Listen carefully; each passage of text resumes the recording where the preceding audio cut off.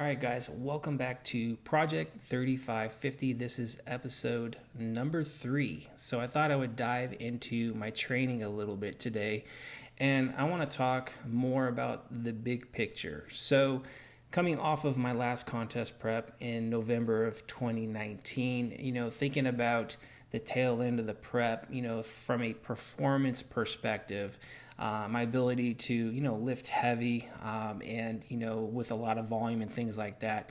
Of course, at the tail end of a prep, when you're super, super lean, food levels aren't, let's say, necessarily super high. So in a sense, you're in a depleted state. Your body is a little bit more frail, because you are pretty darn lean.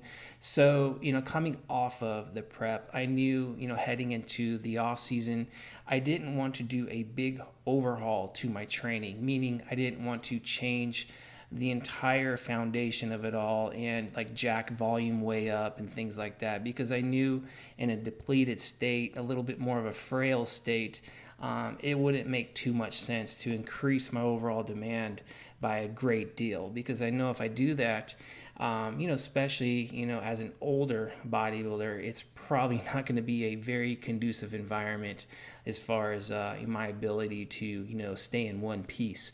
So I knew coming off of that prep, being in that type of a state, a depleted state, that, with the food level, starting to increase, and I increased the food quite a bit, I knew it was going to take time to get my body a little bit more stable.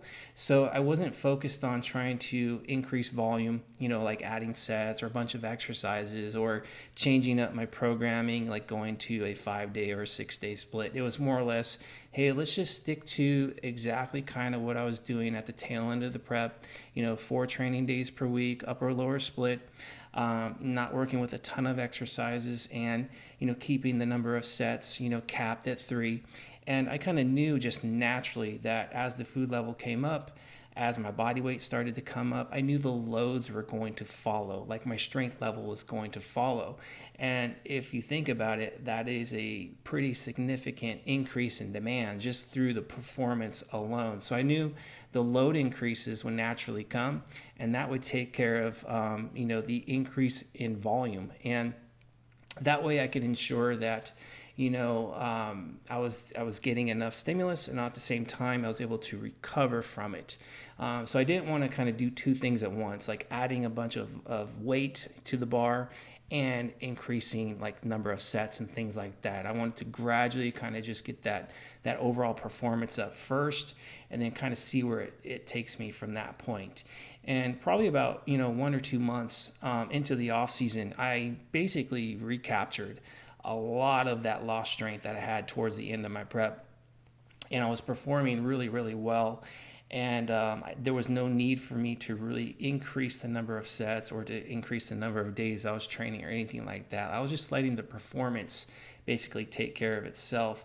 And it wasn't until, I was probably about 2-3 months into the off season where I started to notice a little bit of a slowdown, which is, pretty normal. It's pretty common that, the load, you're not going to be able to increase it, session to session, week to week. It's going to slow down a little bit. But I also knew that, even if the loads were slowing down, and let's say I was using the same loads at that point, it's still a significant demand in comparison to where I was at the tail end of the prep. So I knew, hey, just have faith in that repeated bout effect. So I really didn't kind of get outside of myself as far as trying to just push myself more and more and more. Now, with that said, I also basically, my thing with me, like mentally, like going back, let's say, to when I was in my 20s and all the way up into my mid to late 30s, training, Dorian Yates, Mike Menster style HIIT training, that my mentality is always wanting to push myself probably harder than I need to. And I've done a good job of that the last 10 to 12 years because I really haven't trained in that fashion as much, but I still have a tendency to want to grind and push maybe just a little too much. And even though I wasn't really necessarily increasing my overall volume via sets or the amount of training days, I was still, in a sense, pushing myself, maybe a little too close to failure, a little too often. The loads, even though they were stagnating a little bit, they still were subtly going up. So by the time I got into, let's say not weeks, but months 4 and 5 and 6 of the off season, I started to notice that, I was starting to develop more aches and pains, and I just wasn't recovering as much. And when you're walking around with aches and pains, it's not very fun. So I noticed that my motivation to train was starting to go down. The enjoyment of bodybuilding was starting to go down. So I was kind of in a tug of war, like, hey, I don't want to let up from the gym because I'm doing really well via performance.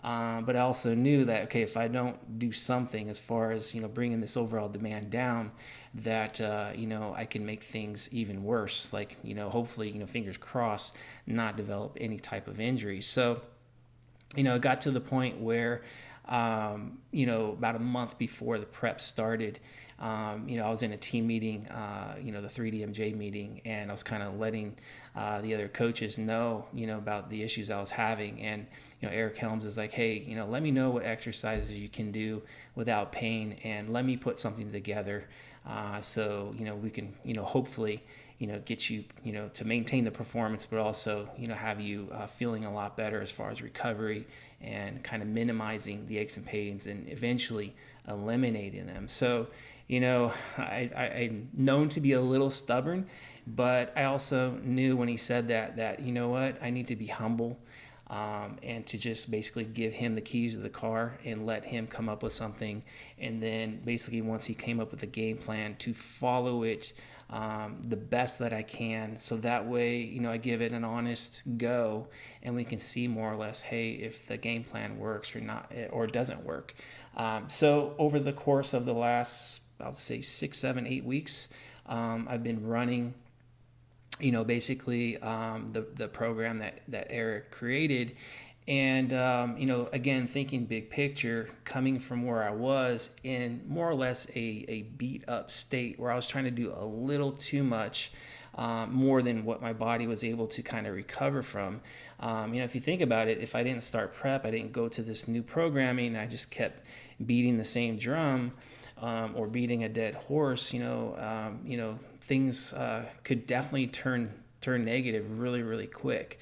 So I think a lot of us, have been in this predicament where, we don't really want to back down because we feel like if we back down, we're gonna lose out on some gains, or lose out on some progress. But there's times when, because of that mentality, that mindset, it actually kind of sets us back because, we're just not recovering as well. So either we develop aches and pains, so therefore it kind of impedes on our ability to perform, or we get injured and we're not training at all, and that basically just kind of stops progress altogether. So there's a fine line, right? So we do need to push ourselves, we do need to try to elevate volume over time, but at the same time, and what's just as important, equally important, is that we're able to recover from the amount of demand that we're putting on ourselves.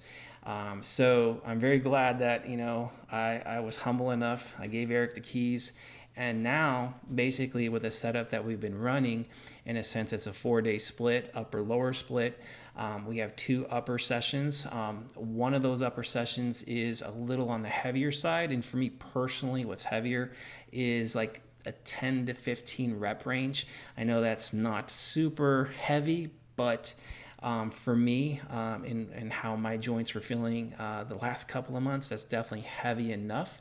And in a sense, I don't really do any more than 3 sets per exercise. So 3 sets, 10 to 15 reps, 1 to 2 reps in reserve. It's enough at this point to create enough stimulus to maintain muscle mass. And that's exactly the goal for me right now while dieting down, is to not lose muscle. It's really, really challenging to try to put muscle on when we're in a deficit. But when you've been training for 34 years, it's very unlikely at this point I'm going to be picking up any new muscle while I'm dieting down. So it's more about, hey, let's just do enough to get enough stimulus to maintain muscle. So those are, in a sense, my heavy upper days. The second upper day, it's basically It's basically just lighter, like higher rep ranges, like 20 to 25 reps, doing trisets and supersets. And so, in a sense, just higher rep ranges, easier on the joints, easier to recover from. And I'm getting a little bonus stimulus in the fact that, it almost feels like a hit session, like a cardio session, to where, I am getting a little bit of a stimulus as far as, my cardiovascular system is concerned. And it's been a nice change of pace as well, something different from the traditional, hey, let's just do some traditional straight sets. So it's something different, it's motivating, and I'm actually enjoying it, and it's giving me a nice break away from always trying to train on the heavier side. And my joints are definitely, thanking Eric for it right now, because a lot of the little aches and pains that I was experiencing, I would say I'm probably about 80 to 85% cleared up right now. Not all the way there, but I can tell I'm definitely making some strides towards getting back to full health. And what's important is that when I do get to full health, not to go back to the old ways, not just basically, hey, just keep pounding away again, because that's basically what created the issue in the first place. And the last thing you want to do is to basically keep rinsing and repeating the same problems over and over. So whenever you have something that's going on that's not a good thing, find the root cause, fix it, and then move forward. So again, I don't want to go backwards. So that's, in a sense, the gist of the training right now. Even with the lower days, I have a heavier day and then a lighter day. So we just kind of do first upper day, first lower day, little on the heavier side. The back half of the week is a little on the lighter side. And that, in a sense, what that's done from a big picture perspective is to just balance out that overall supply and demand. So the demand isn't as elevated. So it's been a nice change of pace, and in a sense, just seeing some nice training as of late. So that's the big picture, of my training. So hopefully that kind of gave you guys some perspective and clarity on, in a sense, like always wanting to, let's say, push all the time. Like you have to push, no doubt, like I mentioned earlier, but you also have to back off. So you do need those recovery days. You do need to make sessions where it's not always, hey, let's just basically, drive yourself into the ground because you're striving to make progress. You have to balance things out, extremely well, especially, if you're, let's say, looking to do this over the long haul. And so often when I talk, you guys will kind of hear me from let's say, a longevity perspective, because when you've trained for 34 years, you can say that I've seen a lot. I've done all kinds of different styles of training over the years. And I know that's a question we often ask is, what's the best approach? Is it lower volume, high intensity? Is it, less intensity, but more volume, meaning more sets? Yada, yada, yada. And really it's a combination of it all. It's like learning how to balance all these things out extremely well. It's kind of like a good boxer. Like a good boxer knows, when to throw those punches. And he also knows, okay, it's time to kind of get out of there as well. So it's like get in, throw your punches, get out so you don't get hit. So that way, you're, in a sense, you're very efficient. And, either, hey, you're throwing decent enough punches to where you're connecting, you might get a knockout, or, hey, you're getting enough connection in there, and you might make a solid unanimous decision at the end, but you don't want to get knocked out, right? Like, you don't want to get knocked out, and you don't want to lose on decision.